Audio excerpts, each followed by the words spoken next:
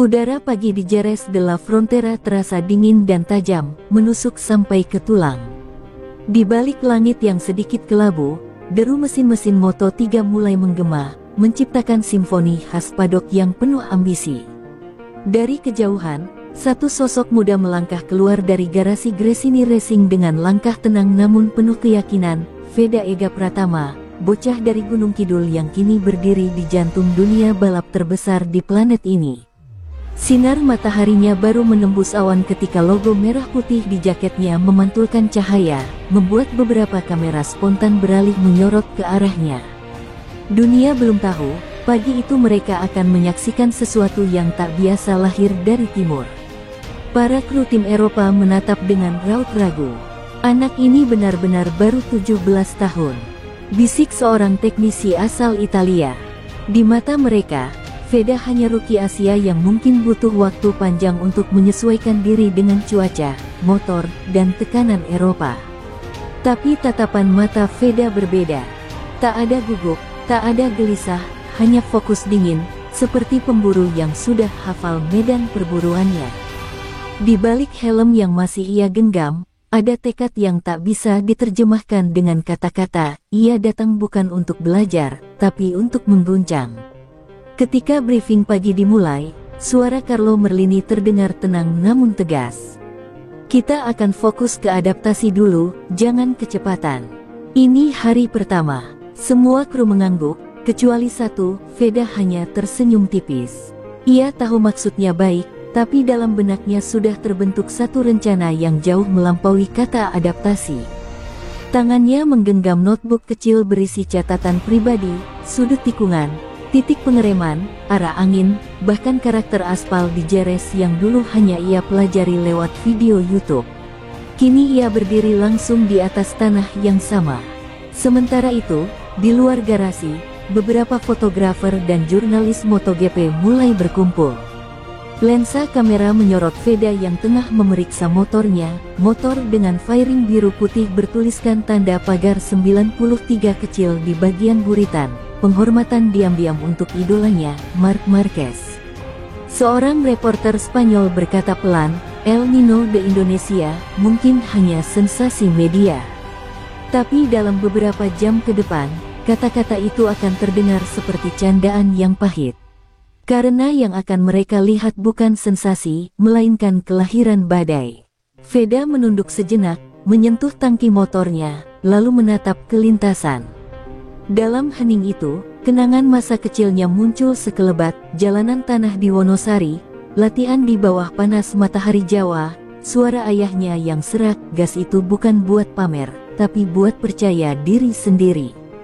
Sebuah napas panjang ia hela.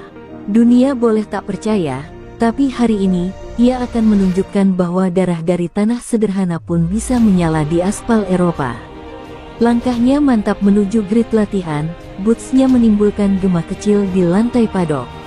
Beberapa pembalap lain melirik sekilas, sebagian menatap acuh, sebagian heran.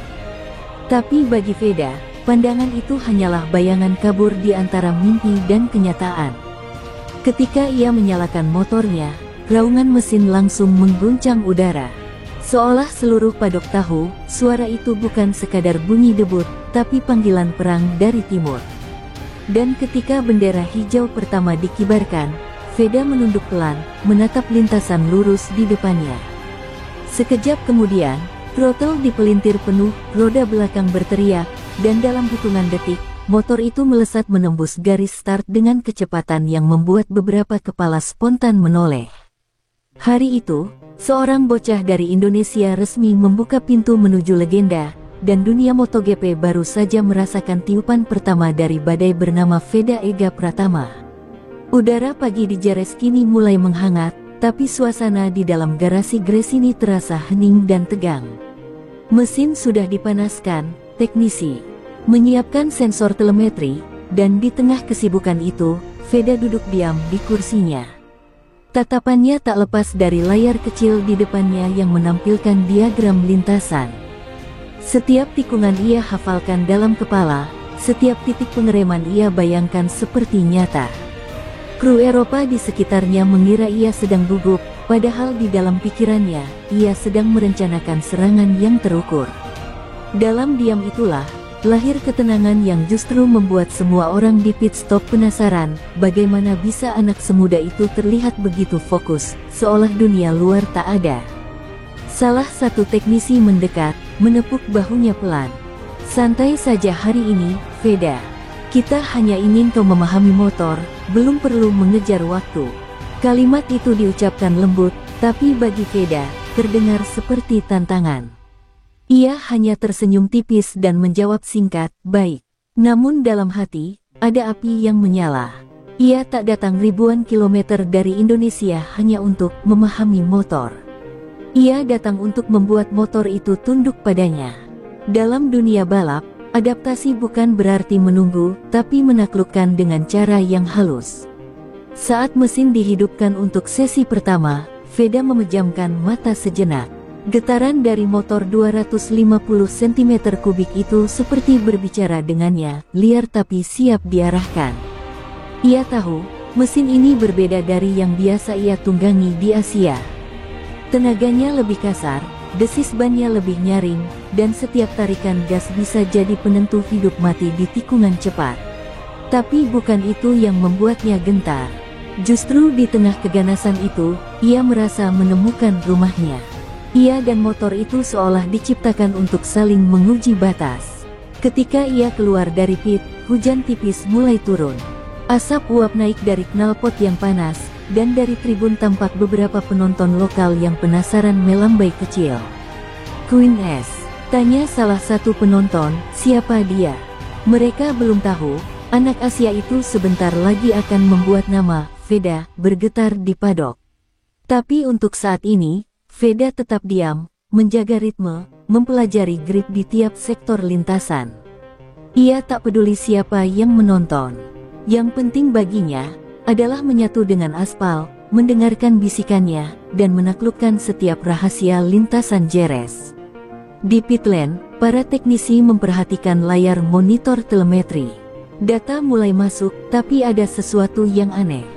Dalam lap-lap awal saja, kecepatan masuk tikungan Veda lebih tinggi 3 km dari rata-rata pembalap Gresini. Padahal ini baru sesi pemanasan. Apakah dia terlalu agresif? Tanya salah satu mekanik. Carlo Merlini menatap layar dengan wajah tak percaya. Tidak, dia sedang mempelajari cara motor berpikir. Sebuah kalimat yang jarang diucapkan di dunia teknis, tapi entah kenapa, cocok untuk menjelaskan bocah satu itu. Lap demi lap berlalu, dan waktu menunjukkan stabilitas yang mencurigakan, bukan fluktuasi seorang rookie. Veda kembali ke pit, melepas helm dengan napas teratur, wajahnya tenang tanpa ekspresi. Seorang kru menatapnya heran, "Kau bahkan tidak tampak lelah." Veda tersenyum kecil, menjawab pelan, "Baru pemanasan." Tak ada kesombongan di suaranya, hanya keyakinan yang dalam. Dalam diamnya, tersimpan ambisi besar, ia tahu apa yang bisa ia lakukan, dan ia belum menunjukkan apa-apa. Malamnya, setelah sesi berakhir, garasi mulai sepi. Para kru beranjak, meninggalkan catatan data di meja kerja. Tapi Veda tetap di sana, duduk sendirian di samping motornya. Tangannya menyentuh fairing biru putih itu dengan lembut, seolah berterima kasih. "Kita belum selesai," bisiknya pelan. Lampu-lampu pit padam satu persatu, menyisakan siluet seorang bocah yang menatap motor balapnya dalam cahaya temaram.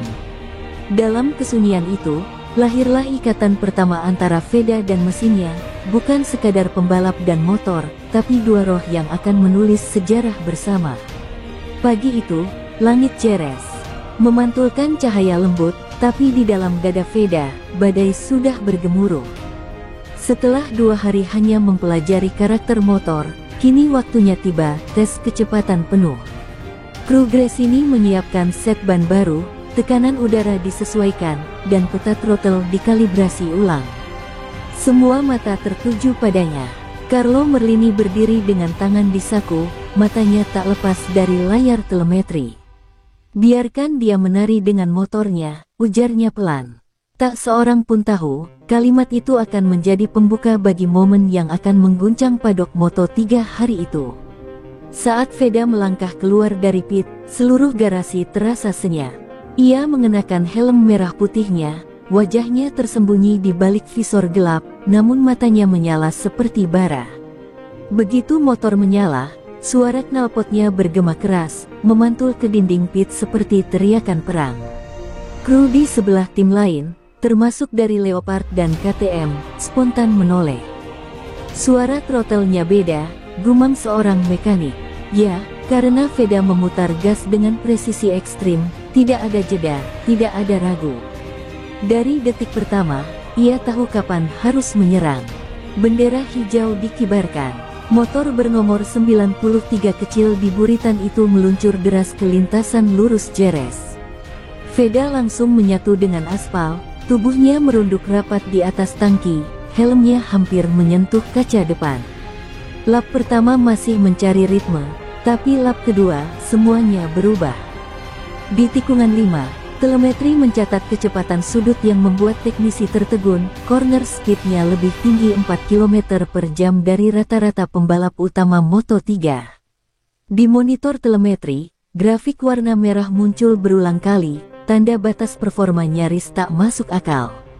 Tidak mungkin, ini sesi adaptasi, seru salah satu teknisi. Tapi Carlo Merlini hanya terdiam, matanya menatap monitor tanpa berkedip. Veda seperti tak mengenal batas ketakutan, tiap kali ban belakang nyaris kehilangan grip, ia tak menurunkan gas, malah menyeimbangkan dengan tubuh. Dia tidak melawan motor itu, bisik Carlo. Dia bicara dengannya. Di luar, langit mulai mendung, tapi suara raungan mesin Veda seperti melawan langit itu sendiri, melaju kencang, tak peduli awan atau waktu. Lap ke-6, Veda mengubah gaya tubuhnya secara ekstrim, posisi lutut lebih rendah, siku hampir menyentuh aspal.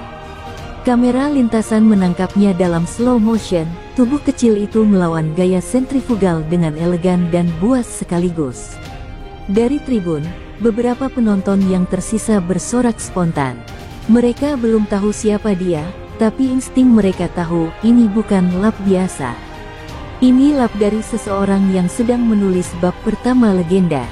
Ketika Veda akhirnya kembali ke pit, semua mata tertuju padanya. Kru Gresini berdiri terpaku, beberapa bahkan lupa menyapanya. Telemetri menunjukkan waktu tercepat sesi itu, Veda unggul setengah detik dari pembalap senior. Ia melepas helm perlahan, rambutnya basah oleh keringat, tapi senyum kecil terlukis di wajahnya. "Bagaimana rasanya?" tanya salah satu kru. Veda hanya menjawab pelan, baru mulai panas. Kalimat sederhana itu membuat Carlo Merlini menghela napas panjang. Dalam benaknya, hanya satu kalimat berputar, bocah ini bukan hanya adaptasi, dia sedang mengguncang fondasi Moto3. Sore itu, saat semua kru mulai membereskan peralatan, beberapa teknisi dari tim lain datang ke garasi Gresini. Mereka ingin memastikan, apakah data waktu itu benar atau hanya bug telemetri. Tapi setelah dicek ulang 3 kali, hasilnya tetap sama. Kecepatan, akselerasi, dan sudut cornering Veda tidak masuk akal untuk pembalap yang baru 2 hari memegang motor Moto3 Eropa.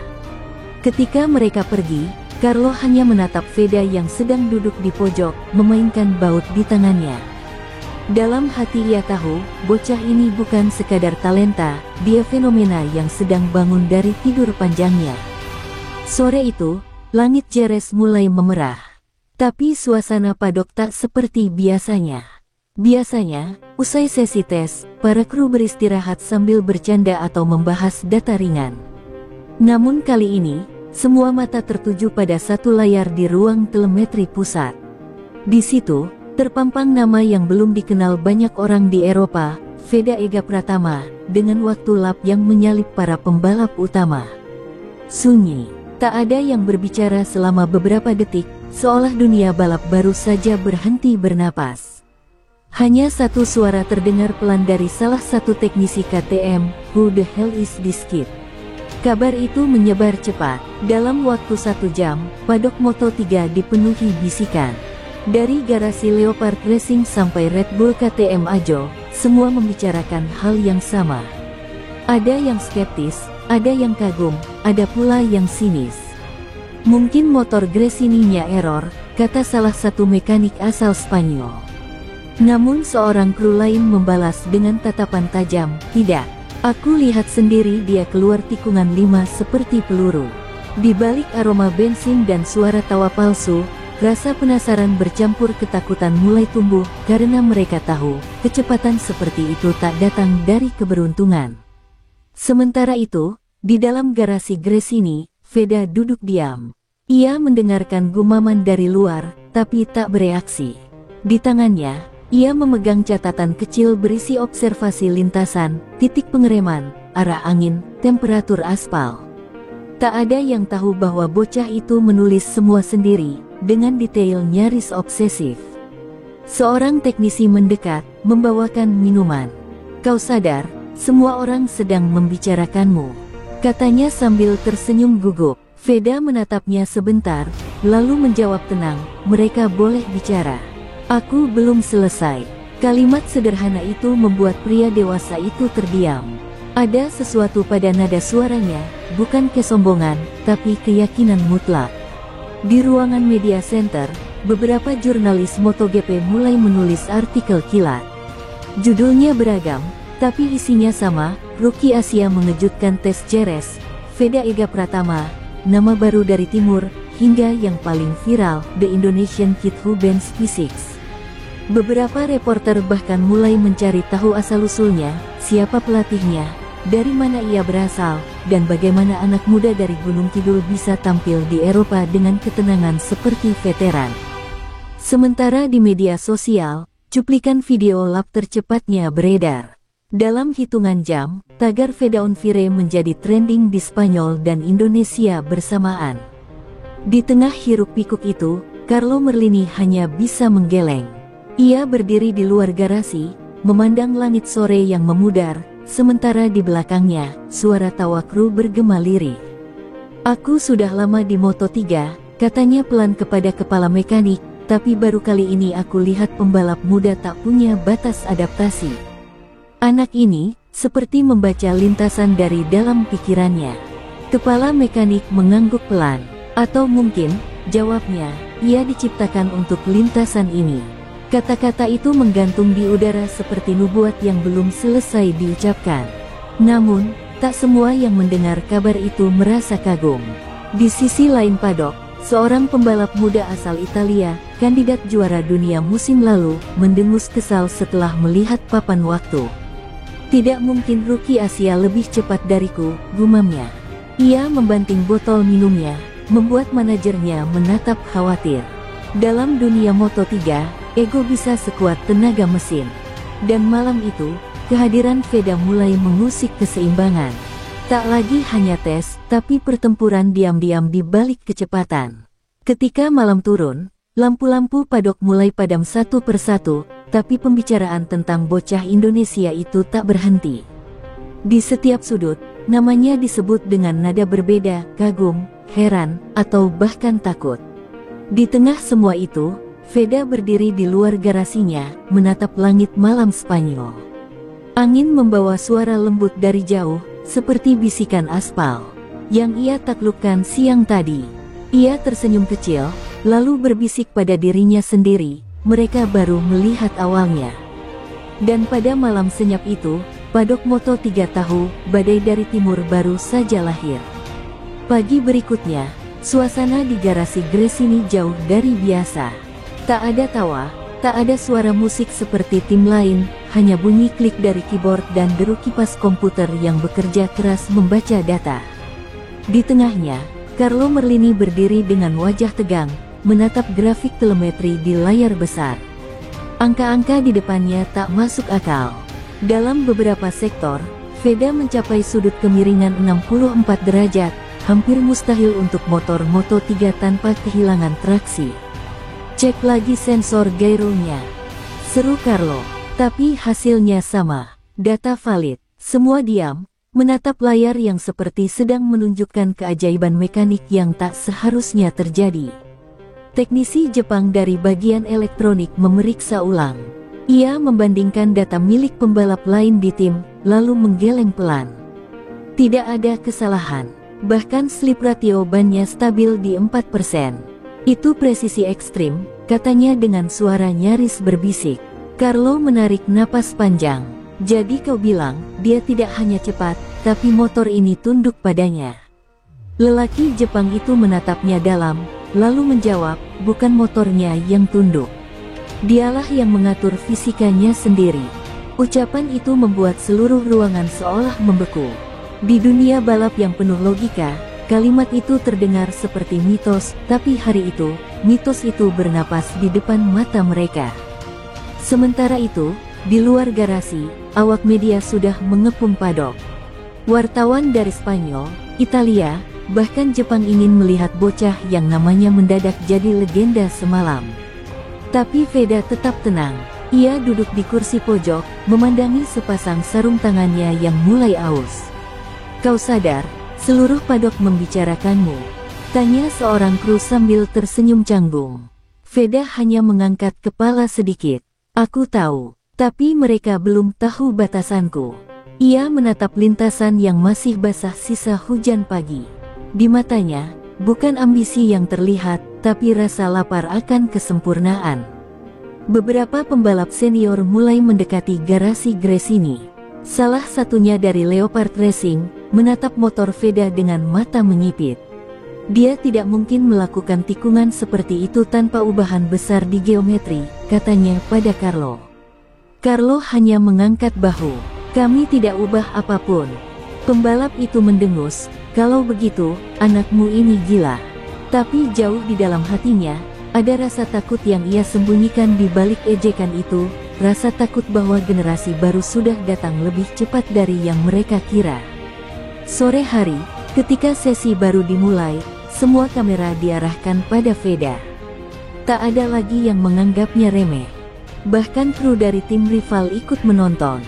Ketika Veda menyalakan motor, semua kepala spontan menoleh, bukan karena suara mesinnya, tapi karena aura aneh yang keluar dari setiap gerakannya. Ia meluncur keluar dari pit dengan mulus, dan di tikungan pertama, data telemetri kembali melonjak, sudut kemiringan, throttle pressure, dan speed exit semua di luar grafik normal. Carlo hanya menatap layar itu sambil tersenyum getir. Dia membuat data kami tak berguna, gumamnya. Ketika sesi berakhir, media langsung menyerbu. Mikrofon diarahkan, kamera menyala, tapi Veda tetap diam. Apa rahasianya? Bagaimana kau bisa secepat itu? Tanya seorang reporter Spanyol. Veda hanya menatap lurus, lalu menjawab dengan nada datar, tidak ada rahasia. Aku hanya percaya pada lintasan. Suasana hening sesaat, lalu wartawan itu menatap heran, jawaban yang terlalu sederhana untuk hasil yang terlalu luar biasa. Namun di balik kata-kata tenangnya, ada sesuatu yang tidak bisa dijelaskan, keyakinan seorang anak yang seolah berbicara langsung dengan kecepatan itu sendiri. Malamnya, Carlo duduk sendirian di ruang data yang mulai gelap. Di layar, grafik telemetri Veda masih menyala, garis-garis merah dan biru yang menembus batas mesin. Ia memandangi itu lama, lalu berbisik pelan, ini bukan cuma bakat, ini anomali. Di luar, angin malam Jerez bertiup pelan, membawa suara raungan motor yang masih menggema di kepalanya. Ia tahu, sesuatu yang besar sedang tumbuh di hadapannya, sesuatu yang mungkin akan mengubah cara dunia memandang Moto3, bahkan MotoGP itu sendiri. Dan di tengah keheningan itu, hanya satu nama terngiang di benaknya, Veda Ega Pratama, bocah yang menulis ulang hukum kecepatan. Langit Jerez pagi itu berwarna kelabu.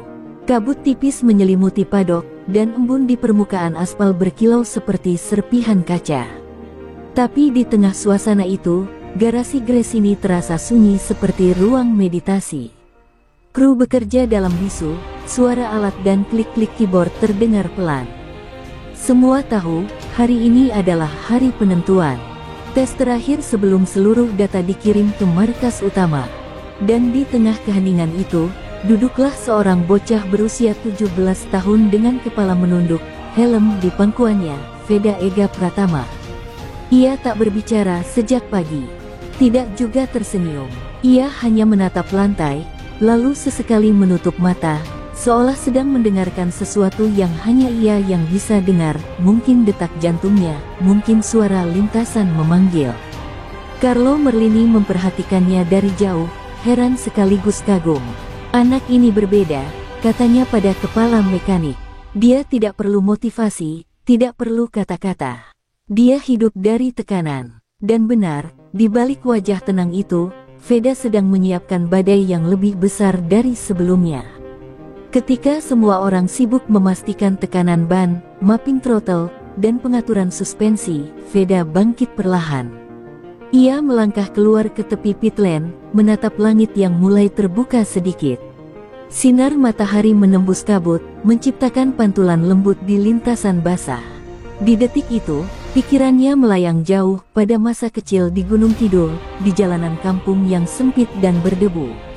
Ia masih ingat suara ayahnya yang serak, berkata, "Kalau kamu mau cepat, jangan takut jatuh. Tapi jangan pernah jatuh karena takut." Veda tersenyum kecil. Kata-kata itu masih hidup di dalamnya. Ketika kru memanggilnya masuk ke garasi, suasana mendadak berubah. Semua menatapnya dengan tatapan penuh harap, bukan lagi seperti kepada rookie, tapi seperti kepada jenderal yang hendak memimpin perang. Helmnya terpasang, sarung tangan dikencangkan, dan saat ia menyalakan motor, raungannya terdengar berbeda. Lebih berat, lebih tegas. Carlo sempat berucap lirih, dia akan melakukan sesuatu hari ini. Kepala mekanik menjawab tanpa menatap, "Aku bisa merasakannya di udara." Karena pagi itu, bahkan udara Jerez pun terasa bergetar. Sesi dimulai. Veda keluar dari pit dengan kecepatan sedang, menembus sisa kabut yang menggantung. Ia tak langsung menyerang, ia menunggu, mempelajari suhu ban dan traksi. Tapi di lap ketiga, ketika matahari akhirnya menembus awan, sesuatu berubah. Ia mulai membuka throttle lebih cepat, masuk tikungan tanpa ragu, dan menari di atas aspal dengan harmoni yang menakutkan. Di ruang telemetri, para teknisi terpaku. Angka-angka mereka melesat naik, grafik melompat keluar dari batas normal. Dia memaksa motor itu bicara, gumam seorang teknisi tak percaya. Lap demi lap berlalu, dan dunia seakan menahan napas. Di tikungan ketujuh, Veda memiringkan motornya lebih dalam dari siapapun sebelumnya, 65 derajat, hampir mustahil. Ban depan nyaris kehilangan cengkeraman, tapi entah bagaimana, ia berhasil mengembalikannya. Kamera lintasan merekam momen itu, bayangan tubuhnya seolah menyatu dengan aspal, nyaris seperti lukisan hidup tentang kesempurnaan dan bahaya. Saat ia melintasi garis finish, papan waktu menyala, dan Carlo Merlini menatap monitor dengan mata membelalak. 1:44.712. Rekor baru. Pit Gresini meledak dalam sorak dan tepuk tangan. Kru berpelukan, sebagian menangis, sebagian menatap monitor tak percaya. Tapi Veda hanya berhenti di ujung lintasan, menatap papan waktu sebentar sebelum mengangkat tangan ke langit. Tak ada selebrasi berlebihan, hanya senyum kecil di balik helmnya, seperti seseorang yang baru saja melakukan hal yang sudah ia tahu akan terjadi. "Aku hanya melakukan tugasku," katanya saat kembali ke pit. Tapi semua orang tahu, hari itu, sejarah baru saja ditulis oleh bocah yang datang dari timur, dengan keheningan sebelum ledakan yang mengguncang dunia MotoGP. Suara gemuruh belum juga reda. Di padok, semua kepala menoleh ke satu arah. Layar besar yang menampilkan waktu putaran tercepat hari itu, 1:44.712 Veda Ega Pratama, Gresini Racing. Detik itu juga, keheningan berubah menjadi badai. Kru tim lain yang semula sibuk mengutak-atik data kini berdiri membeku, beberapa bahkan menatap layar dengan ekspresi tak percaya. "Itu tidak mungkin," gumam salah satu teknisi KTM. Suaranya nyaris tenggelam di antara sorak dan tepukan di garasi Gresini. Namun bagi Carlo Merlini, yang berdiri di depan pit dengan mata berkaca-kaca, ia tahu ini bukan kebetulan. Ini adalah hasil dari bakat langka yang mungkin hanya muncul sekali dalam satu generasi. Ketika Veda turun dari motor, garasi meledak dalam euforia. Beberapa kru memeluknya, yang lain menepuk bahunya, tapi bocah itu tetap tenang. Ia hanya menatap papan waktu yang masih berkilau di layar, seolah ingin memastikan apa yang dilihatnya nyata. Aku tidak mengejar waktu, katanya pelan, aku hanya mengikuti ritme motor ini. Kata-kata itu sederhana, tapi bagi para insinyur yang mendengarnya, terasa seperti mantra. Sebab di balik kecepatan yang tak masuk akal itu, ada harmoni antara manusia dan mesin yang sulit dijelaskan dengan logika. Sementara itu, suasana padok berubah jadi ajang bisik-bisik yang panas. Beberapa manajer tim MotoGP datang menghampiri pit Gresini, berpura-pura hanya ingin menyapa, tapi mata mereka tak bisa menyembunyikan rasa penasaran. Nama Veda mulai beredar cepat, dari kru ke padok, dari padok ke media. Wartawan menunggu di depan garasi, kamera siaga, mikrofon bergetar oleh rasa ingin tahu. Siapa anak ini? Bagaimana mungkin dia bisa mencatat waktu secepat itu di hari tes? Bahkan beberapa pembalap oto-oto yang kebetulan hadir di lintasan ikut datang melihat. Mereka ingin menyaksikan langsung wajah remaja yang baru saja membuat dunia MotoGP bergetar. Di ruang telemetri, data masih dianalisis. Garis-garis grafik milik Veda terlihat hampir tak masuk akal, akselerasi lebih cepat 2/10 detik di setiap tikungan, kecepatan puncak 310 km per jam di lintasan lurus, dan kestabilan luar biasa meski suhu ban depan sempat naik ekstrim. Kepala mekanik Gresini sampai berulang kali mengusap mata. Aku tidak mengerti, dia memperlakukan motor ini seperti ekstensi tubuhnya, katanya pada Carlo. Merlini hanya tersenyum tipis dan menjawab, itu karena dia tidak berpikir dengan kepala, tapi dengan hati. Sore menjelang, dan matahari Jerez mulai merendah. Namun perhatian belum beralih. Di layar besar, video replay putaran Veda terus diputar berulang kali, dan setiap kali kamera memperlihatkan momen ekstrim di tikungan ke-7, di mana motornya miring nyaris menyentuh aspal. Penonton yang menyaksikan di tribun kecil bersorak spontan. Salah satu komentator lokal bahkan berseru, inilah gaya baru yang lahir dari timur. Di media sosial, klip itu menyebar kilat. Nama Veda Ega Pratama menembus trending global dalam hitungan jam, menciptakan badai digital yang belum pernah terjadi pada pembalap rookie sebelumnya. Malam itu, Veda duduk sendirian di kursi lipat di belakang garasi, menatap langit Jerez yang kini gelap bertabur bintang. Di tangannya masih ada sarung tangan yang belum ia lepas sepenuhnya, masih berbau bensin dan keringat. Carlo menghampiri pelan, menepuk pundaknya, dan berkata, kau tahu, semua orang di padok sekarang bicara tentangmu. Veda hanya tersenyum lemah. Biarkan saja mereka bicara, Pak. Aku belum puas. Carlo menatap bocah itu dengan pandangan campuran antara kagum dan ngeri. Karena ia tahu, anak ini bukan sekadar cepat, tapi lapar. Lapar akan sesuatu yang bahkan ia sendiri belum bisa definisikan.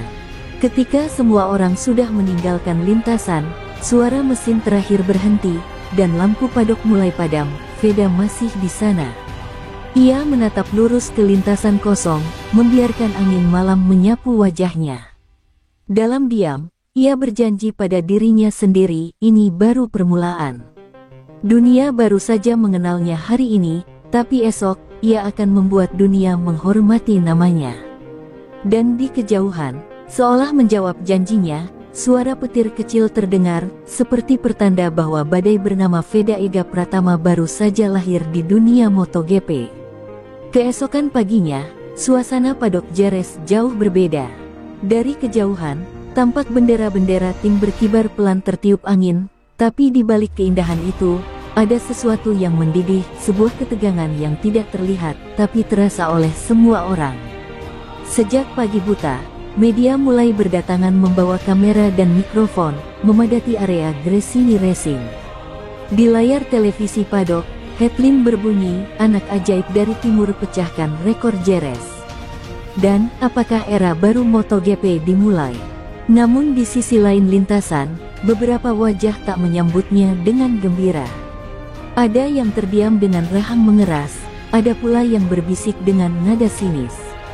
Salah satunya adalah Luca Marini, pembalap senior yang duduk di kursi pit milik VR46, menatap layar monitor dengan ekspresi datar tapi dingin. Anak itu cuma dapat keuntungan dari cuaca dan ban baru, katanya lirih pada kepala mekaniknya. Belum tentu bisa cepat dirace sesungguhnya. Namun nada suaranya tak bisa menyembunyikan sesuatu, rasa terusik. Di garasi Ducati, Jorge Martin hanya tersenyum miring ketika wartawan menanyakan pendapatnya. Rekor itu hebat, tapi tes hanyalah tes, katanya dengan nada setengah meremehkan. Tapi di dalam hatinya, bahkan Martin tahu ada sesuatu yang berbeda dari anak itu. Sesuatu yang membuat para pembalap top merasa tidak aman. Sementara itu, di kubu Gresini, atmosfer sebaliknya. Kru masih tersenyum sejak pagi, tetapi Veda tetap tenang, bahkan terlalu tenang. Ia duduk di kursinya, mengenakan jaket hitam dan earphone, mendengarkan musik dengan pandangan kosong ke lintasan. Carlo Merlini mendekat dan berkata lembut, "Kau sadar, kan? Semua orang sekarang bicara tentangmu." Veda menanggapi tanpa menoleh, "Aku sadar, Pak. Tapi mereka bicara karena belum tahu siapa aku sebenarnya." Carlo sempat terdiam, kalimat itu sederhana, tapi mengandung api tenang yang membuat bulu kuduknya meremang. Bocah ini bukan hanya pembalap cepat, ia pemburu yang sedang menunggu saatnya menyerang lagi. Media kemudian mengerubungi Veda begitu sesi konferensi dimulai. Blitz kamera menyala bertubi-tubi. Seorang jurnalis Spanyol bertanya dengan nada tajam, "Apakah Anda pikir waktu 1:44.712 itu murni kemampuan Anda, bukan karena setelan motor yang kebetulan sempurna?" Veda mengangkat kepalanya perlahan, menatap langsung ke kamera. Senyum tipis muncul di wajahnya. "Motor tidak akan bergerak tanpa nyali di atasnya," jawabnya tegas. Ruangan mendadak hening. Beberapa jurnalis menatap kagum, yang lain saling berbisik. Dan dari kursi belakang, Carlo menutup mulutnya, mencoba menyembunyikan senyum bangga yang nyaris meledak. Namun badai tak berhenti di situ. Malamnya, muncul kabar bahwa beberapa tim besar menuntut Dorna melakukan verifikasi data telemetri Veda. Mereka menuduh Gresini menggunakan mode performa tersembunyi yang tidak sesuai dengan regulasi tes. Rumor itu menyebar cepat, bahkan trending di Twitter dengan tagar-tagar Vedagate. Bagi publik, ini hanya gosip yang memanaskan suasana, tapi bagi Carlo dan timnya, ini ancaman serius. "Mereka takut," kata kepala mekanik sambil menatap layar komputer. "Ketika anak baru terlalu cepat, dunia akan mencari alasan untuk menjatuhkannya." Carlo mengangguk pelan. "Ya, karena kecepatan selalu menimbulkan ketakutan." Di tengah semua kekacauan itu, Veda tetap diam. Ia tahu apa yang sedang terjadi, dan justru semakin tenang. Malam itu, ia keluar dari hotel sendirian, berjalan ke arah lintasan yang kini sunyi. Di bawah lampu redup, ia berdiri di tikungan ketujuh, tempat keajaiban itu lahir. Ia menyentuh aspalnya perlahan, seolah berbicara dengan tanah itu sendiri. "Mereka boleh curiga," bisiknya, "tapi aspal ini tahu kebenarannya." Matanya memantulkan cahaya lampu sirkuit yang temaram, seperti bara kecil yang siap menyala lagi. Dan dari kejauhan, Carlo memperhatikannya diam-diam. Ia tahu bocah itu sedang menyiapkan sesuatu. Mungkin bukan balapan, tapi pembuktian. Karena setelah badai tuduhan dan tekanan dari dunia luar, yang akan muncul bukan Veda yang sama seperti kemarin, tapi versi yang lebih berbahaya. Sebab dalam setiap legenda, selalu ada satu momen ketika dunia meragukan pahlawannya, dan dari keraguan itu, lahirlah api yang tak bisa dipadamkan. Pagi berikutnya di Jerez terasa berat. Langit abu-abu, udara dingin menusuk, dan suasana padok lebih tegang dari sebelumnya. Para wartawan menunggu di depan pit Gresini, memegang mikrofon seolah mengendus darah. Semua menanti reaksi, apakah bocah yang kemarin memecahkan rekor itu akan hancur di bawah tekanan. Di dalam garasi, Carlo Merlini menatap Veda yang duduk diam di kursinya, helm di pangkuan, wajahnya datar tanpa ekspresi. Tapi dari caranya menggenggam sarung tangan, semua orang tahu badai itu belum padam. Ia hanya menunggu saat yang tepat untuk meledak lagi. Tes hari ini penting, kata Carlo perlahan, mencoba menembus ketegangan. Semua mata tertuju padamu, Fed. Aku tahu, jawab Veda tanpa menoleh. Mereka ingin aku jatuh, supaya mereka tenang. Kepala mekanik menatapnya dengan khawatir. Kau tak perlu membuktikan apapun lagi. Veda menatapnya sekilas, mata itu tajam seperti bilah baja. Salah, Pak. Aku belum membuktikan apapun. Kemarin mereka melihat kecepatanku. Hari ini, mereka akan melihat jiwaku. Kalimat itu membuat seisi garasi terdiam. Tak ada yang berani menimpali. Di udara yang dingin itu, kata-kata Veda terasa seperti bara yang menyalakan kembali semangat seluruh tim. Ketika lampu pit menyala hijau, Veda keluar lebih dulu.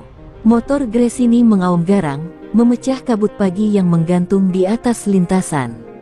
Lap pertama berjalan biasa, pemanasan, pembacaan suhu ban. Namun di lap ketiga, grafik telemetri mulai naik drastis. Ia membuka throttle lebih cepat dari batas aman, masuk tikungan tanpa sedikit pun mengendur. Di tikungan ketujuh, tempat yang sama di mana rekor kemarin tercipta, Veda masuk dengan kecepatan 5 km lebih tinggi dari catatan sebelumnya. Kru di ruang telemetri menatap monitor tak berkedip. Dia gila, bisik salah satu teknisi. Tapi Carlo tahu, itu bukan kegilaan. Itu keberanian murni. Putaran demi putaran, Veda seperti menari di atas pisau. Ban belakang sempat tergelincir di tikungan terakhir, tapi ia menahan motor dengan reaksi secepat kilat, seperti refleks seorang penari yang jatuh tapi tetap berdiri tanpa kehilangan ritme. Di tribun, beberapa pembalap oto-oto yang menyaksikan spontan berdiri. Anak ini bukan manusia, seru salah satunya. Ketika akhirnya ia melewati garis finish, papan waktu menyala lagi. 1:44.503. Lebih cepat 2/10 dari rekor yang ia buat sendiri kemarin. Dunia kembali terdiam. Kali ini, bahkan keraguan pun kehilangan suara. Namun bukannya selebrasi, Veda hanya memarkir motor dan membuka helmnya perlahan. Ia berjalan melewati kerumunan kru dan wartawan tanpa sepatah kata. Mikrofon diarahkan ke wajahnya, lampu kamera menyilaukan mata, tapi ia hanya berkata singkat, motor ini tak peduli siapa yang percaya. Ia hanya menanggapi keberanian. Kalimat itu menembus hati siapapun yang mendengarnya, kalimat seorang pembalap yang tak butuh pengakuan, hanya kejujuran dari lintasan. Dan di balik helm yang kini tergenggam di tangannya, wajah Veda tampak tenang, terlalu tenang untuk anak berusia 17 tahun yang baru saja menamparkan dunia. Sementara di ruang kontrol Dorna, data telemetri telah diverifikasi, semuanya bersih. Tidak ada trik, tidak ada perangkat tersembunyi, tidak ada pelanggaran. Kecepatan itu murni hasil dari keberanian dan ketepatan seorang remaja asal Gunung Kidul yang kini membuat seluruh dunia menunduk. Wartawan yang kemarin mencibir kini menulis ulang naskah mereka, pembalap yang meremehkan kini hanya bisa menatap diam. Di padok, Carlo akhirnya tersenyum lega. Sekarang, biarkan mereka bicara sesuka hati, katanya pelan. Karena sejarah sudah menulis namanya sendiri. Malam itu, Veda duduk sendirian di tribun kosong jeres. Angin malam bertiup lembut, membawa aroma bensin dan debu aspal. Ia memejamkan mata, mengingat perjalanan panjangnya, dari lintasan kecil di Yogyakarta hingga ke sini, tempat para legenda dilahirkan. Ini baru permulaan, bisiknya pada diri sendiri. Di matanya masih ada nyala api yang belum padam. Karena jauh di dalam dirinya, ia tahu ia belum ingin sekadar dikenal. Ia ingin abadi. Keesokan harinya, dunia balap seolah berhenti berputar. Semua media, dari Spanyol hingga Jepang, dari Italia hingga Indonesia, menulis satu nama di halaman depan, Veda Ega Pratama. Judul-judul berita terasa seperti teriakan, rookie 17 tahun guncang dunia, Veda pecahkan batasan fisika di jeres, bahkan salah satu media Italia menulis dengan nada nyaris mistis, sebuah jiwa baru lahir di MotoGP. Di padok, aura yang kemarin dipenuhi sinisme kini berubah menjadi kekaguman campur gentar. Para pembalap senior, yang biasanya disegani, kini menatap remaja itu dengan cara berbeda, bukan sebagai bocah pendatang, tapi ancaman masa depan. Carlo Merlini tak berhenti menerima panggilan telepon dari jurnalis, sponsor, bahkan dari markas Ducati di Bologna terus berdatangan. "Anak itu harus dijaga," kata seorang eksekutif Ducati di ujung telepon, suaranya tegang. "Kita baru saja menemukan sesuatu yang tidak bisa dibeli, bakat murni yang lahir dari tanah yang jauh." Carlo menatap ke arah garasi, tempat Veda sedang duduk di bawah lampu temaram, memainkan baut kecil di tangannya seolah benda itu punya makna filosofis. Ia tersenyum samar. "Ya," bisiknya lirih, "tapi dunia belum tahu seberapa dalam kekuatan itu bisa tumbuh." Sore itu, Dorna mengadakan konferensi pers darurat. Ruangan penuh, kamera mengarah ke panggung tempat Veda dan Carlo duduk berdampingan. Wartawan berebut tempat, dan ketika mikrofon diarahkan padanya, seorang reporter Inggris bertanya lantang, "Veda, apa yang Anda rasakan telah mengguncang seluruh MotoGP dengan 2 rekor dalam 2 hari?" Anak itu mengangkat wajahnya perlahan, menatap lurus dengan ketenangan yang tak wajar untuk usianya. "Saya tidak mengguncang apapun," katanya datar, tapi tegas. "Saya hanya menunjukkan bahwa keberanian tidak punya paspor." Ruangan seketika hening, lalu meledak oleh tepuk tangan. Kalimat itu langsung menjadi kutipan viral, diterjemahkan ke lusinan bahasa, dan hari itu, dunia tahu, sang anak dari Gunung Kidul bukan sekadar cepat, tapi juga punya jiwa besar. Namun di balik tepuk tangan itu, ada yang berubah di dalam diri Veda. Saat malam turun di atas Jerez, ia berjalan sendirian melewati padok yang kini sunyi, lampu-lampunya berkilau lembut di jalan basah. Ia berhenti di depan lintasan, menatap garis finish yang kemarin ia lewati dengan kecepatan gila. "Semua orang mengira ini akhir," bisiknya, "padahal ini baru pintu." Dalam matanya terpantul cahaya lampu sirkuit seperti bara kecil yang hidup, bukan dari ambisi biasa, tapi dari keinginan untuk menaklukkan dunia dengan caranya sendiri. Ia tak lagi berlari untuk mengalahkan orang lain. Ia berlari untuk meninggalkan jejak yang tak akan hilang. Beberapa kru masih di sekitar pit, menatap bocah itu dari jauh. Salah satu dari mereka berkata pelan, "Lihat dia, seperti sedang berbicara dengan lintasan." Carlo yang berdiri di samping hanya menjawab dengan senyum penuh arti. Tidak, dia sedang berjanji padanya. Dan memang, di bawah langit malam Jerez, Veda menunduk sedikit, seolah berbicara pada tanah yang membesarkannya. "Aku akan kembali," katanya lirih. "Bukan sebagai bocah yang memecahkan rekor, tapi sebagai legenda yang menulisnya sendiri." Angin berhembus pelan, membawa suara itu menjauh, menyatu dengan keheningan sirkuit yang sakral, seolah Jerez sendiri merestuinya. Keesokan paginya, padok Jerez kosong. Tapi di ruang pers, masih terpajang layar besar bertuliskan 1:44.503 Veda Ega Pratama. Rekor itu tetap di sana, membisu, tapi menggema ke seluruh dunia. Dan di setiap sudut padok MotoGP, dari tim pabrikan hingga tim kecil, semua orang kini paham, telah lahir era baru. Era di mana seorang anak dari tim kecil, dari negeri yang jauh, membuat seluruh dunia menunduk. Karena kecepatan bisa dicatat, tapi keberanian, seperti milik Veda, akan selalu dikenang selamanya.